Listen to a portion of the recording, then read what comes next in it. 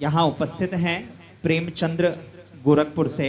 आपका बड़ा भाव है, मेरे घर में 3 शंख और 2 शिवलिंग हैं। क्या इस प्रकार से 3 शंख और 2 शिवलिंग, अन्य कई महिलाओं का भी सवाल है, गुरुदेव की शिवलिंग के ऊपर सर रखना चाहिए या नहीं, दंडवत प्रणाम करना चाहिए या नहीं, शिवलिंग कितना और कितने बड़ी संख्या में हम रख सकते हैं, गुरुदेव मार्गदर्शन करें।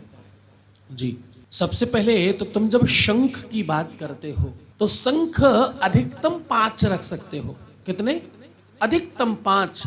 और कम से कम कितने रखें? 1 शंख बहुत है। शंख है क्या? शंख का काम क्या है? शंख का काम है आवाहन करना। शंख का काम है अपनी ध्वनि से परमात्मा का आवाहन करना। शंख का काम है आरती के समय नाद करना। शंख आपकी आवाज में वृद्धि करता है। आवाज कौन सी? ये जो तुम बोल रहे हो ये नहीं, जो यशगान करने की आवाज है, जो तुम्हारे काम का आगाज वाली आवाज है, उसको और बुलंद करती है।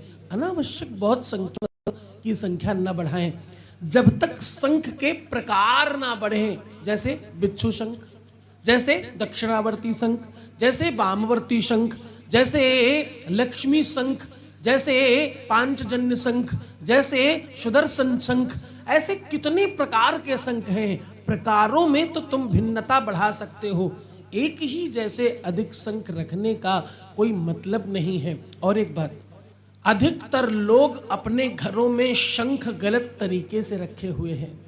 शंख गलत तरीके से रखने से घर में दरिद्रता बढ़ती है। क्या? शंख गलत तरीके से घर में रखा तो घर में दरिद्रता बढ़ेगी, अशांति बढ़ेगी, विवाद बढ़ेगा और मन ठीक नहीं रहेगा। शंख का जो मुख है वो ऊपर की ओर होना चाहिए। रखते समय बड़ा सहज लगता है, इसलिए शंख अपोजिट उल्टा घुमा कर रख देते हैं।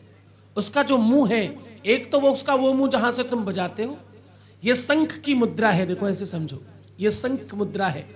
इसका जो ये वाला भाग है खुला वाला, ये जो खुला वाला भाग है, इसको हमेशा ऊपर करके रखना चाहिए। एक तो इसका मुंह कतई भ्रम है। तुम खूब स्पर्श कर सकती हो, खूब छू सकती हो। ये जिनके मन में बुद्धि में मलिनता है ना, जो धर्म को नहीं जानते, जो सनातन पद्धति को नहीं जानते, जो वैष्णव परंपरा को जानते नहीं हैं, जिनका संस्कृत से दूर दूर तक लेन देन नहीं है, वो लिंग समझ के वो पुरुष तत्व के रिप्रेजेंटेटिव का मतलब आकार से है, लिंग का मतलब औरे से है, लिंग का मतलब एक प्रकार से है। अथवा स्त्री लिंग, पुल्लिंग, नपुंसक लिंग थोड़ी होता, कोई एक ही लिंग होता। तो ये जो भाषा नहीं जानते उनकी बातें हैं। तुम खूब स्पर्श करो, खूब स्नान कराओ, खूब माथा रखो, खूब प्रणाम करो, कोई आपत्ति नहीं है इसमें। हाँ।